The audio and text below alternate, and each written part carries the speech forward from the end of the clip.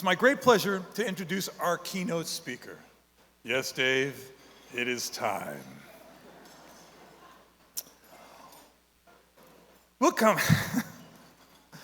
Dave Barry is a Pulitzer Prize winning humorist, best-selling author, and one of Florida's most beloved writers. For many years, he wrote a nationally syndicated column that made millions of readers laugh, often at the absurdities of everyday life, politics, and of course, Florida. He is the author of dozens of books, including many bestsellers, and his writing has been part of Florida's cultural landscape for decades. Are you that old, really? Decades? Decades. We're especially grateful that he's here today to help us celebrate the legacy of Marjory Stoneman Douglas and the work of Friends of the Everglades. Please join me in welcoming the one, the only, Mr. Dave Barry.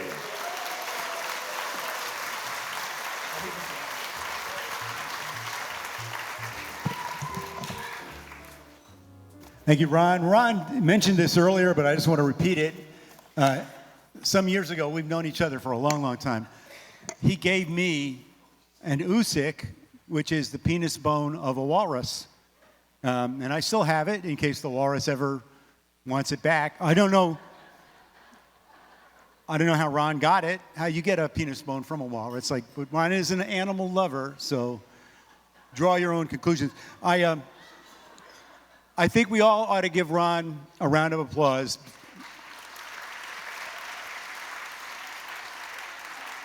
He has been an incredible ambassador for the city, and he's retiring. He announced he's retiring on May 10th from the zoo, and congratulations on an incredible career, Ron. And I understand you had some bad news down at the zoo. I don't know if you guys heard about it last week, 4 bomb threats were phoned in, and they had to shut the zoo down, right? 4 times. And they finally tracked it down. The calls were coming from inside the orangutan enclosure. So apparently the orangutans have had enough, okay? Whatever you're doing, stop it. Anyway, congrats to Ron. Congrats to Jessica. That's fantastic what you've done. And I have to add, Ron gave his fanboy thing about Joe Namath, so I'm going to give mine. I also am from New York. And in 1969, unlike Ron, I was not a high school student. I was a college senior, and not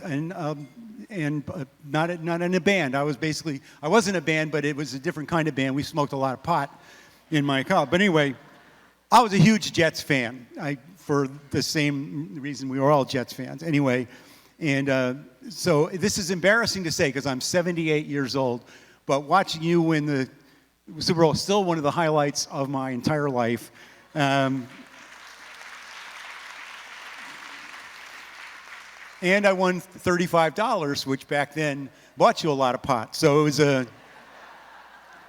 all in all, not that pot is good. I'm not saying that. There's nothing to do with Friends of the Everglades. Have nothing to do with drugs. Okay, I want to stress that. Anyway, it's great to be here, and I'm sure I'll never be here again on behalf of Friends of the Everglades, an organization founded by the great Marjory Stoneman Douglas. I was lucky enough to meet Marjory Stoneman Douglas a couple of times. When I moved right here in the 80s, I've been here since 1986 and moved here from the United States.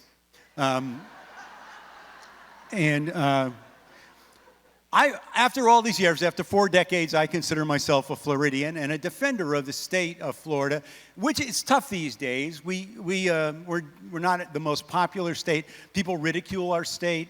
People say that we have a lot of insane people here, and that bothers me. It's not fair. There are 23 million people in the state of Florida. Is it fair to judge 23 million people because of the behavior of 21 million people? I ask you.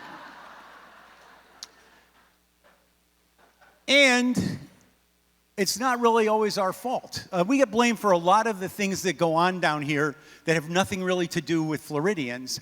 And I will give you an example. And it's an example that it connects with the great Carl Hyacin, who is one of my best friends. His son's here today, Scotty. Anyway, this is a story that both Carl and I noticed when it happened in the news, and we both ended up, without discussing it with each other, using it as the beginning of a book. Anyway, it's a true story. You may remember when it happened, but it was like one of these moments that sort of crystallized Florida as the weirdest place in the Union for the whole rest of the United States. This one story had this impact. And again, you may remember it because it was internationally famous. But in brief, what happened, it happened on Cudjoe Key, on the way to the Keys, on the way to Key West. A woman was driving to Key West. And according to the Florida Highway Patrol report that was filed on this incident later on, which became international news, she was in a hurry to get to Key West because she wanted to see her boyfriend, and she wanted to look good for her boyfriend. And so she decided, while driving to Key West, to shave her bikini region. Now, some people would pull over to the side of the road. But as say, she was in a hurry. Again, this is all, I'm not making any of this up. This is all in the police report. She decides to keep driving while shaving and outsource the steering of the vehicle to the person in the passenger seat, who was, and this is one of the things that made this story so famous, her ex-husband. Again, all true. So they're on Cudjoe Key, they're going about 45 miles per hour. She is operating the accelerator, but not looking at the road. She's looking at her bikini region, which she's shaving, and her ex-husband is steering the car. What could possibly go wrong? A truck in front of them slowed to make a turn, and they slammed into it at 45 miles an hour. And that was the accident that was written up by the Florida Highway Patrol in great detail. And it was immediately, of course, picked up by the local papers, the Miami Herald, the Keys papers picked it up.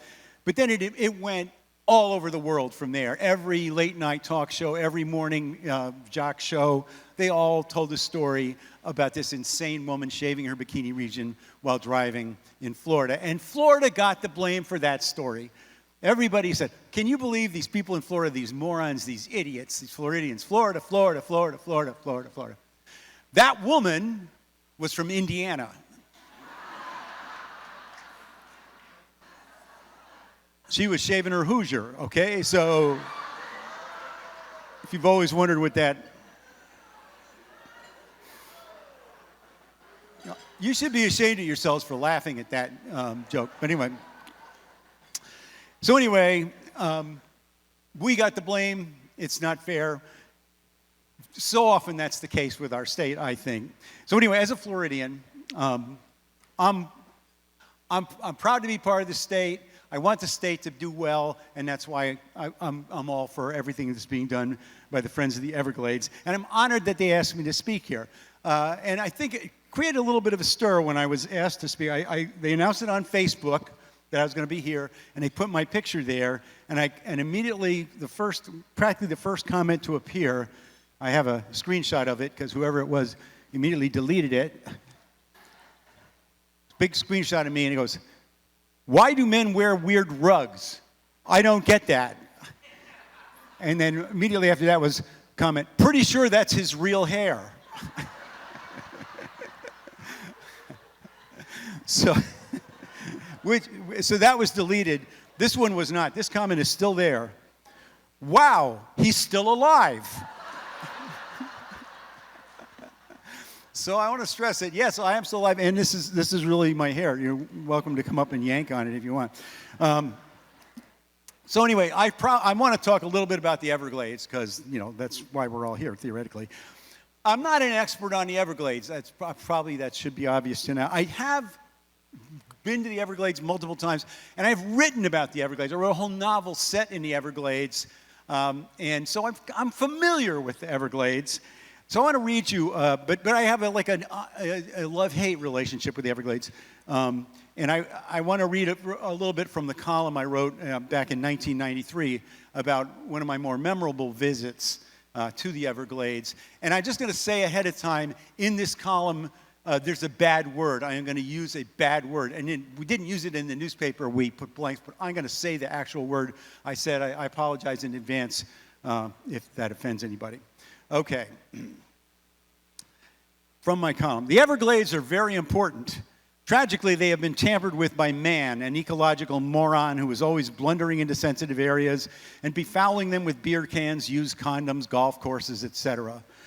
Only lately has a man realized that the best thing for him to do is stay out of the Everglades. This was certainly my policy. For years, the only contact I had with the Everglades was when I drove across them on Highway 41 at a speed of 87 miles per hour, which I figured was fast enough to outrun any wildlife that might prey on motorists. Even then, occasionally I had nature encounters, such as the time my car encountered a flying green bug large enough to have a business class section.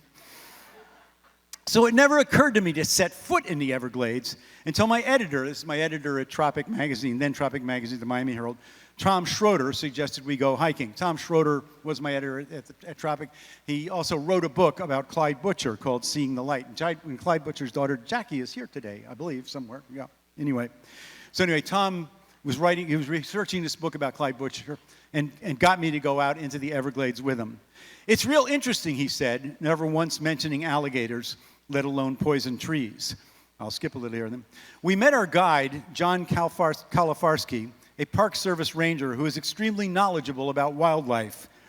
See this tree, he said, pointing to a tree that looked to me exactly like every other tree in the Everglades. This is a poisonwood tree. You don't want to touch it. I'm not touching anything, I said. Then we began our hike. At first it was fine. There was an actual path with little signs to identify the plants. But suddenly John, having apparently brushed up against a lunatic wood tree, plunged right into the swamp.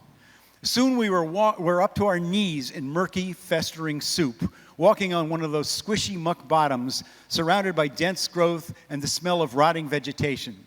Deeper and deeper we went. I was fighting my way through the big snarls of vines, stumbling over logs, following into hidden holes. While up ahead, John, oblivious to the aura of menace all around us, was delivering a cheerful, nonstop commentary on the flora and fauna, pointing out rare mushrooms, tree snails, etc. I wanted to scream, tree snails? There could be giant snakes hiding in this water, and you're looking at tree snails? But I did not want to act like a weenie. I saved that until the water started getting deeper and deeper, until finally we were up to our armpits. This is true. Our feet sinking in goo, and John, pointing right in front of us, said, "This is an alligator hole." You mean there's a fucking alligator in there, I asked. Yes, said John, and it's appropriate that you should use that word to describe him because this is mating season. We don't want your women, I shouted at the hole. That might offend him, Tom pointed out. Not that we don't find your women attractive, I shouted at the hole. Anyway, we got out of there alive, but my point is, I love what the Friends of the Everglades are doing, but I want to be a friend from a distance, a platonic friend of the Everglades. But I applaud what they're doing, and especially their efforts to shut down alligator Alcatraz, which is...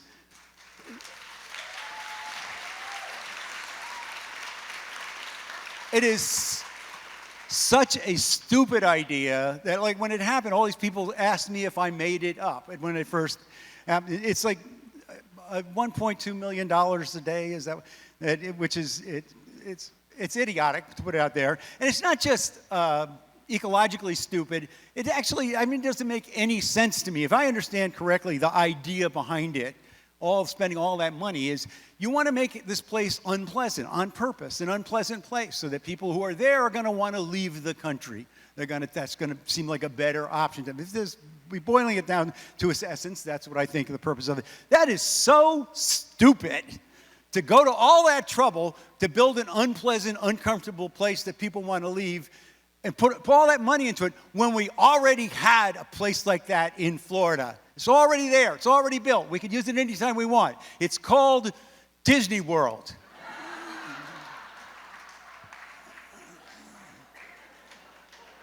Trust me here. We want to inflict punishment on these people. Put them up there after 3 hours in the Space Mountain line. They're going, let's send me back to Peru, man. I'm not...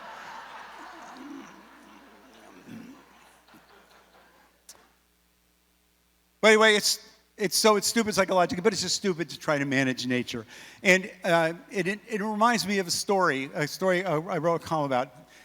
It's like the idea that people should not, man is not that good at messing with nature. I've often got asked over the years writing my column, did I have a favorite column?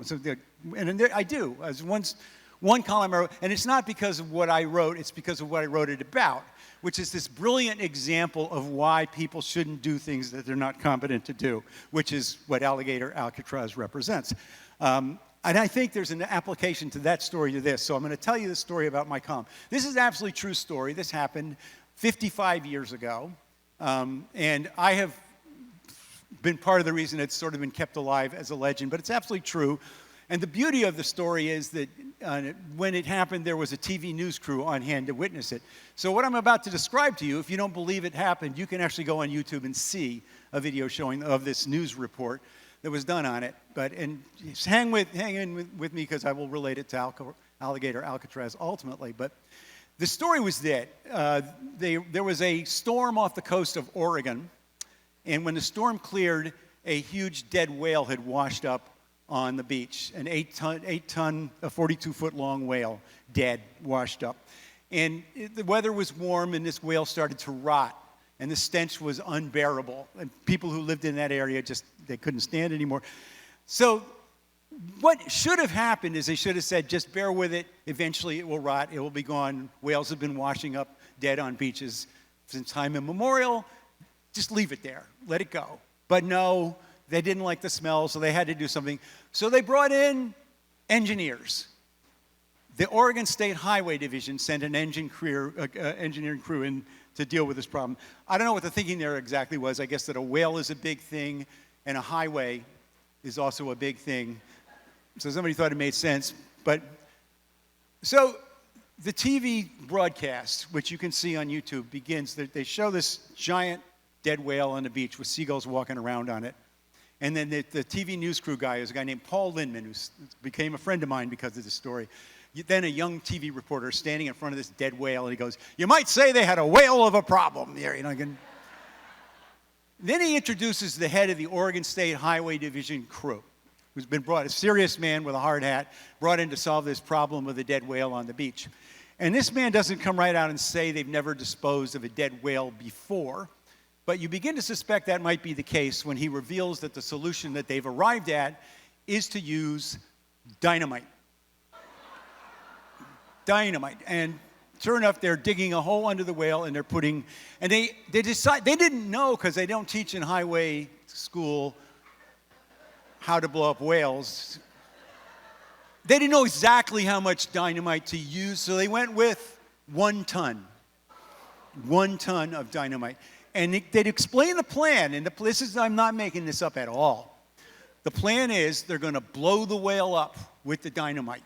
The whale will then be in these little bite-sized whale nuggets, okay, which will then be consumed by the seagulls and the other marine scavengers, and there you'll have it, a textbook whale disposal.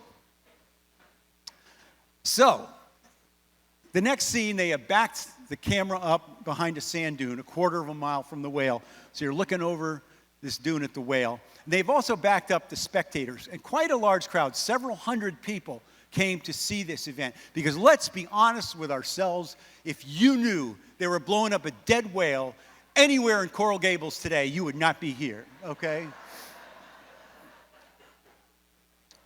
No, it'd be illegal to blow up a dead whale in Coral Gables. They probably do it every day in Hialeah, but not. Anyway. So you're looking over the dune at the whale. It's a peaceful scene. There's the whale, the seagulls, the Pacific Ocean. You hear a countdown, 10, 9, 8, 7, 6, 5, 4, 3, 2, 1. Then you hear a huge explosion. Huge cloud of smoke envelops the whale. At this point, you can't see the whale at all. And then you hear some people cheering, go, "Yay!" And then you hear somebody go, "Oh my God." And then a smear appears on the camera lens, and then it goes dark. Because what's happening now is gravity, which apparently no one had informed the Oregon State Highway Division about, is causing pieces of whale. And these are not little nuggets of whale. Some of these are big cheap-ass pieces of whale. And it's pretty disgusting pieces of whale. It's a rotting whale coming down out of the sky, all over the beach, all over the spectators, and well beyond. Some of these are huge pieces. We know this because one of the first things we see when they finally get the camera going again, he's cleaned off this goo from hell. In the parking lot is a car whose entire roof has been caved in by what looks like a booger the size of a refrigerator. And wouldn't you like to listen on the phone call to that insurance agent? You say your car was struck by a whale in the parking lot. Oh, a whale from the sky. And then the camera goes back out onto the beach, and there where the whale had been on the beach is the whale. I mean, it's a different shape now. There's a lot of whales still there on the beach, but there's no longer any of on the beach is seagulls. Maybe some seagull molecules, but any intact seagulls are on their way to Alaska at this point, never to return. So anyway, what does this have to do with alligator Alcatraz? Two things. First, it's a lesson. You have a problem with nature, the best thing to do is back off, let nature take its course. Better than to try to do something about it and just make it worse. And the other thing, if the legal efforts to stop alligator Alcatraz fail, bring in the Oregon State Highway Division to handle it. Thank you very much. Yeah.